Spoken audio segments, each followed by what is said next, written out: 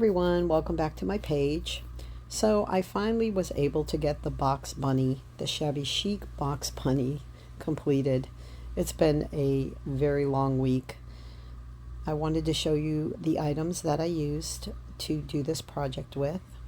The napkins were bought at Home Goods, the dowel at Hobby Lobby, the bunny was bought from Dollar Tree, the doily I had, and the box was bought from Dollar Tree. The paint I bought at Home Depot for 89 cents. It was an ash blue acrylic and chalk paint mixed. And what I did is I just painted all the sides of the box and the inside sides. Didn't have to paint the back. And I went ahead and I Mod Podged, while that was drying, I Mod Podged the bunny. And some of these napkins you have to be really careful with. Some of them have 3 layers. I thought this one only had 2 layers and I missed a layer. And once I had the napkin glued down, I went to pick it up and you'll kind of see to the left where my thumb is, where it came up, and you see the 2 layers right there.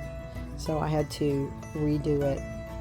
There you go. It's all done. You can see how thin it is now. And then I went around the edges and I made sure it was glued around the edges also, because when you're tearing, it makes for a better tear. And completely dry your Mod Podge project before you tear, or you'll have to start all over again. I've learned the hard way in the past.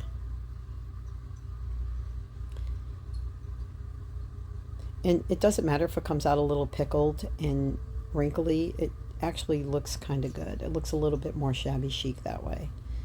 And as you're tearing the edges, be patient, go very slow.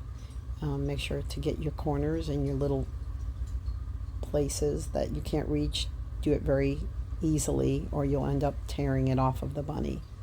And then you just take your sand block and you smooth it down on the edges, and that's what it turns out to be, just like that. It came out really beautiful. I love it.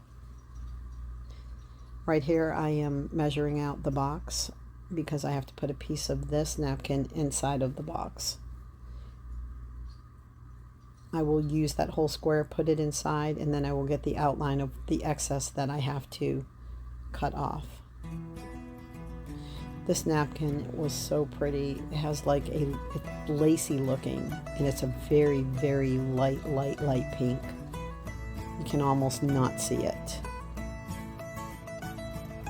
You can also use paper on the back of the box. You don't have to use a napkin. So I got that in there, got it Mod Podged in, and then I completely dried it.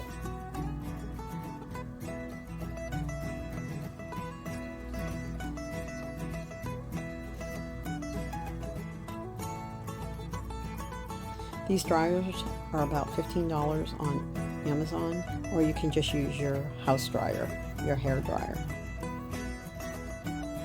And then I took my sand blocker and roughed it up a little bit so it would look a little rustic, because I will be dry painting on it, dry brushing on it later.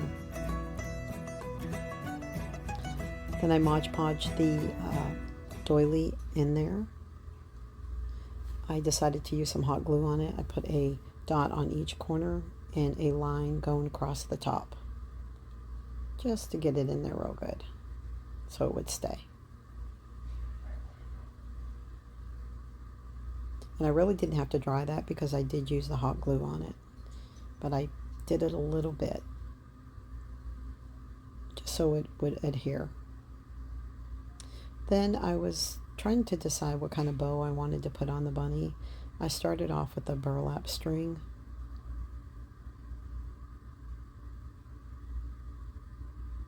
Little dot of glue, and there it is. Very cute. And then I just went along the sides of the bunny to make sure that the whole bunny would be glued down.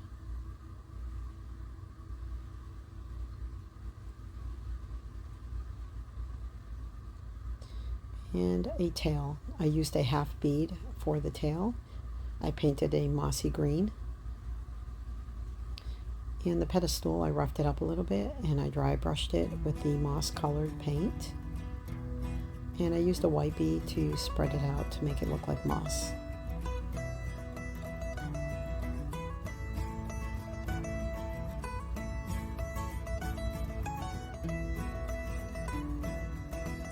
Dry brush the edges of the box and on the inside corners. I did not use the wipey on those. I did want it to look more dry brushed.